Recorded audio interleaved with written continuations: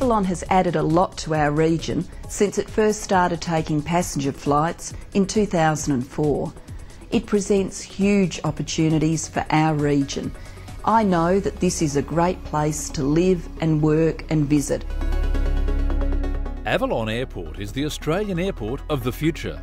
Recently endorsed as Australia's next international airport by the Victorian and Australian governments, it provides enormous investment opportunities. No other airport in Australia has such potential.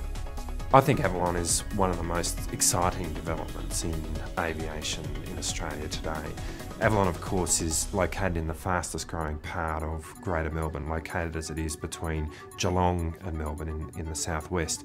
Avalon becoming an international airport and having an international carrier arrive at Avalon will be a really important development for tourism in Victoria, and tourism particularly in the southwest of Victoria. The fantastic attractions of the Great Ocean Road and the 12 Apostles, which already get a number of tourists visiting it, but also the wineries of the region, the golf courses of the region.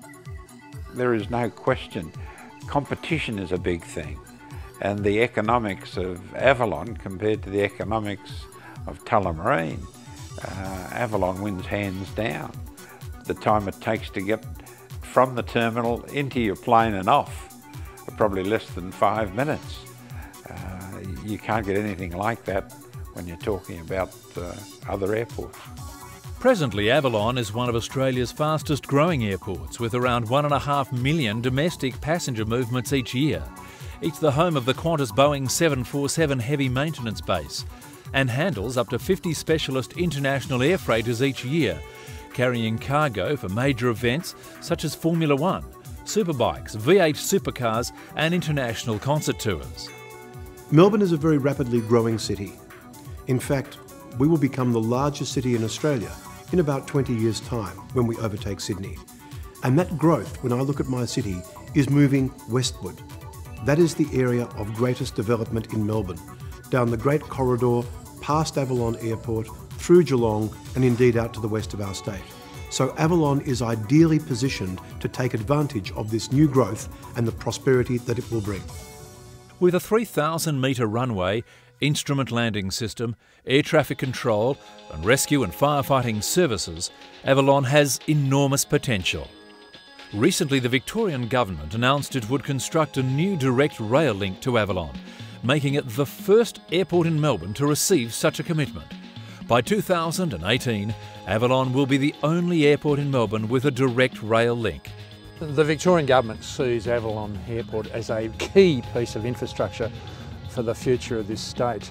It's going to become the second international airport in Victoria. We made that commitment. It's in a perfectly positioned area for growth.